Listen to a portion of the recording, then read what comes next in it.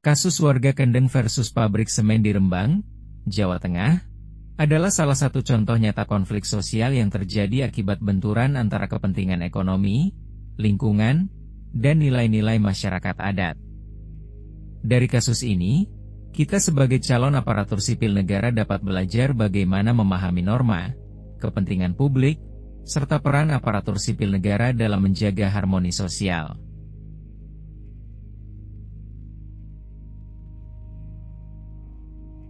Pegunungan Kendeng Utara adalah kawasan karst yang kaya sumber air, dan menjadi tumpuan hidup petani setempat. Namun, pada tahun 2014, pemerintah daerah memberikan izin lingkungan kepada PT Semen Indonesia untuk membangun pabrik semen di wilayah tersebut. Bagi warga Kendeng, izin ini dipandang mengancam kelestarian lingkungan dan keberlanjutan pertanian mereka.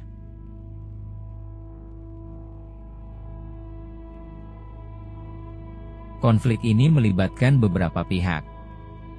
Pertama, masyarakat adat atau petani Kendeng yang tergabung dalam jaringan masyarakat peduli Pegunungan Kendeng. Kedua, pemerintah Provinsi Jawa Tengah sebagai pemberi izin.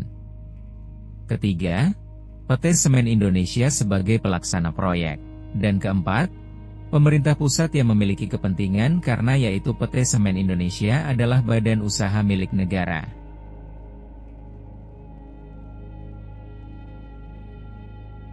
Sejak izin diberikan, warga melakukan perlawanan hukum. Mereka menggugat ke Pengadilan Tata Usaha Negara dan bahkan beberapa kali memenangkan gugatan. Namun, pemerintah kembali menerbitkan izin baru. Aksi protes pun meluas. Pada tahun 2016, ibu-ibu Kendeng melakukan aksi dramatis mengecor kaki dengan semen di depan Istana Negara. Meskipun Mahkamah Agung sempat membatalkan izin, pemerintah daerah kembali mengeluarkan izin baru.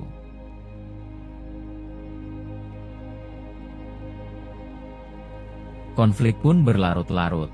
Penyelesaian dilakukan melalui jalur hukum dan dialog. Akan tetapi, hasilnya tidak sepenuhnya mengakomodasi aspirasi masyarakat. Pabrik semen tetap beroperasi, sementara sebagian warga masih merasa hak mereka diabaikan. Kasus Kendeng menunjukkan bahwa penyelesaian konflik tidak selalu tuntas apabila pemerintah tidak sepenuhnya memperhatikan keadilan sosial dan keberlanjutan lingkungan.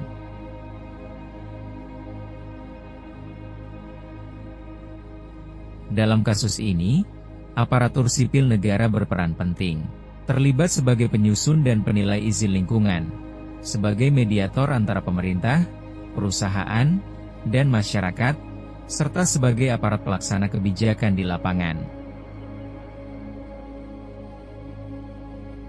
Nilai-nilai berakhlak harus selalu menjadi pedoman, terutama orientasi pelayanan, akuntabilitas, dan kolaborasi. Dengan cara inilah ASN dapat menjadi penjaga kepercayaan masyarakat sekaligus penggerak pembangunan yang berkeadilan.